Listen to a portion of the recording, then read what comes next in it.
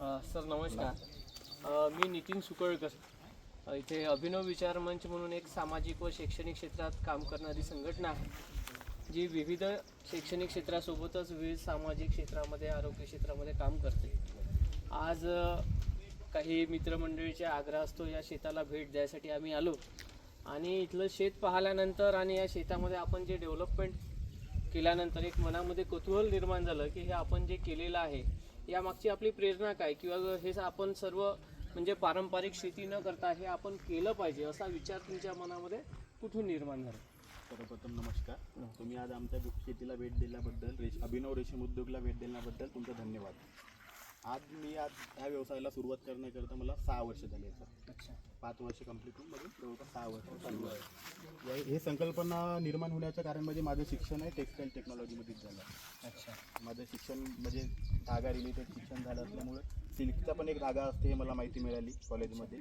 त्यामुळे मग सिल्कचा धागा, आपण जसा कॉटनचा धागा आपल्या शेतामध्ये कापूस होते त्याच्यापासून कॉटनचा धागा निर्माण होतो, तर त्याचप्रमाणे सिल्कचा धागा मग त्यांचा रॉ मटेरियल काय बा, जसा कॉटनचा धागा आहे तर आपला कापूस असते, त्यामुळे सिल्कचा धागा आहे तर रॉ मटेरियल काय हे ह्या निमित्ताने मी ह्या क्षेत्रामध्ये म्हणजे प्रस्थापन केला आहे. समजा त्या सिल्कचं धाग्याचं रॉ मटेरियल सिल्क कोकून असते आणि ते सिल्क कोकून आपल्या शेतामध्ये पण तयार करता येते.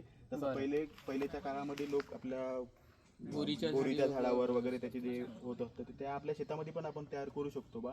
त्याकरिता मी या क्षेत्रामध्ये काही यूट्यूबच्या माध्यमातून, काही जे आपले जे शेतकरी आहे त्याच्या माध्यमातून मी या क्षेत्रामध्ये उतरलो आहे. आजचा योगायोग असं म्हणता येईल की तुमचा जो हा रेशीम उद्योग आहे त्याचं पण नाव अभिनव रेशीम उद्योग आहे आणि आम्ही पण सर्व कार्यकर्ते अभिनव विचार मंच या संघटनेचेच कार्यकर्ते आहोत.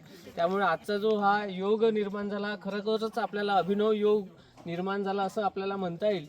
मग आपण हा जो रेशीम उद्योग इथे सुरू केलेला आहे याचं साधारणतः म्हणजे आपण याची लागवड कशी असते आणि मग याच्यापासून उत्पन्न कशा प्रकारे निघते ते तू कृपया आम्हाला सांगावं अशी आपणास विनंती आहे. याची लागवड सर आपल्याला फांदी जरी आपण हे थोडे 6-7 महिन्याची फांदी जरी आपण नेली घरी आणि याला कटिंग करून 3 डोळ्याची फांदी जरी आपण लागवड केली तरी हे घरी पण आपल्याला फांदीच लागत असते. त्याचं कसं रोप वगैरे पण अवेलेबल असते, पण मी फांदीच लावली आहे. बरं. त्यामुळे आपल्याला छोट्या छोट्या फांद्या जर याच्या आपण समजा 4-5, 5-6 इंचाच्या जर फांद्या आपण करून जर आपल्या शेतामध्ये लागवड केली याची लागवड असते. पण आपल्याला एक व्यवसाय म्हणून याला थोडं व्यवस्थित लागवडीकरिता मी 4x2 वर यांची लागवड केलेली आहे. माझ्या शेतामध्ये या नवीन प्लांटला 7,000 झाडांची लागवड केली आहे आणि जुन्या प्लांटला पण 7,000 झाडं, असे मला माझ्या शेतामध्ये मी 14,000 झाडांची लागवड केली आहे. पहिले 1 एकर क्षेत्र केलं होतं कारण की आपल्याला याच्याबद्दल संपूर्ण माहिती नव्हती. आपल्याला व्यवस्थित माहिती गोळा करून व्यवस्थित आपल्याला संगोपन करून हा व्यवसाय समोर न्यायचा होता. त्यामुळे आपल्याला शिक्षण घेण्यासाठी म्हणजे त्याच्याबद्दल संपूर्ण माहिती गोळा करण्यासाठी मी प्रॅक्टिकल नॉलेजसाठी मी 1 एकर लागवड केली. त्यानंतर मग मी पूर्ण 3 एकर लागवड केली आहे. अच्छा. 3 एकर लागवड. याला उत्पन्न म्हटलं गेलं तर सर याचा 1 महिन्याची कालावधीची बॅच असते. अच्छा. जसं बाकीच्या उद्योगामध्ये किंवा आपला कापूस, सोयाबीन जसं 3 महिन्याचं पीक आहे, जसं कापूस आपलं हे 7-8 महिन्याचं पीक आहे, त्याचप्रमाणे हे 1 महिन्याचं पीक आहे.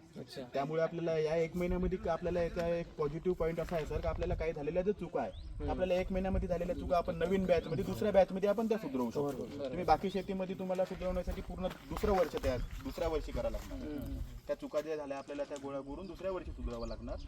यासाठी आपल्याला एक प्लस पॉईंट आहे की आपल्या झालेल्या चुका आपण दुसऱ्या बॅचमध्ये त्या चुका न करता आपण व्यवस्थित उत्पन्न घेऊ शकतो. एका वर्षामध्ये अशा किती बॅच निघतात? एका एकरामध्ये सर एका वर्षामध्ये आपण व्यवस्थित नियोजन केलं तर आपण 4 बॅचेस घेऊ शकतो. 3 एकर लागवड असल्यामुळे आपण 8 बॅचेस पर्यंत जाऊ शकतो. कारण की आपल्याला नियोजन व्यवस्थित सेट संगोपन करणं, साफसफाई करणं, जेणेकरून या बॅचमध्ये झालेल्या ज्या काही रोगराई आहे त्या समोरच्या बॅचला न जाव्या यासाठी आपल्याला व्यवस्थित प्रिकॉशन घेऊन आपल्याला दुसऱ्या बॅचसाठी व्यवस्थापन करणं आवश्यक. आणि कालावधी कमी आहे म्हणजे चुका दुरुस्त करण्यासाठी कालावधी कमी आहे, त्याच्यामुळे आपल्याला अधिक चांगल्या समोरच्या बॅचेस काढता येतात. मग याच्यामध्ये साधारणतः वर्षाचं उत्पन्न आपलं किती निघतं? सर वर्षाला आपण एका बॅचला आपल्याला 1 लाख रुपये जवळपास उत्पन्न घेऊ शकतो. आपण 8 बॅचेस जर घेतलं तर आपण 8 लाख रुपयापर्यंत उत्पन्न घेऊ शकतो. बरं. 3 एकरामध्ये. मग याचं मार्केट कुठे आहे? म्हणजे मार्केटला सर आपल्याला महाराष्ट्रामध्ये मार्केटचा विचार केला तर आपण जालना, बीड, आपल्याला जालन्याला, बीडला मार्केट आहे, पूर्णला मार्केट आहे आणखी एक. पण आपल्याला महाराष्ट्राच्या बाहेर जायचं म्हटलं तर हैदराबाद, आणि भारतातलं सर्वात एक नंबरचं आणि मोठं मार्केट जर म्हटलं तर रामनगर, बँगलोर. आशिया खंडातलं एक नंबरचं मार्केट म्हटलं तरी चालेल, भारतातलं नाही, आशिया खंडातलं एक नंबरचं मार्केट म्हटलं तरी चालेल. चला, आपण आज या कृषी पर्यटनाच्या निमित्ताने आम्हाला अतिशय योग्य अशा पद्धतीची माहिती दिली, आणि या माहितीमधनं जसं आपल्याला कुठून तरी ही प्रेरणा मिळाली, आणि या प्रेरणेच्या माध्यमातून आपण एक शेतीपूरक अशा प्रकारचा उद्योग इथे आपण आपल्या शिक्षणाचा उपयोग करून विशेषतः केलेला आहे. कारण आपण बघतो की एखादी व्यक्ती BTech झाला, इंजिनियर झाला की त्याची धाव असते की आपण नोकरी केली पाहिजे. आपण त्याला एक अपवादात्मक असं व्यक्तिमत्व आहे की आपण नोकरी न करता आपली जी शेती आहे, वडिलोपार्जित शेती आहे, त्या शेतीमध्ये डेव्हलपमेंट करून तुम्ही तुमच्या नावाप्रमाणे एक अभिनव असा प्रयोग या चिंचोली या गावामध्ये केला. आपल्या या प्रयोगाला मी माझ्या अभिनव विचार मंचकडनं खूप खूप हार्दिक शुभेच्छा देतो, आणि आपल्या या प्रयोगातून इतर शेतकऱ्यांनी, विशेषतः युवा शेतकऱ्यांनी सुद्धा प्रेरणा घ्यावी अशी मी सर्वांना विनंती करतो. धन्यवाद. Thank you sir. धन्यवाद.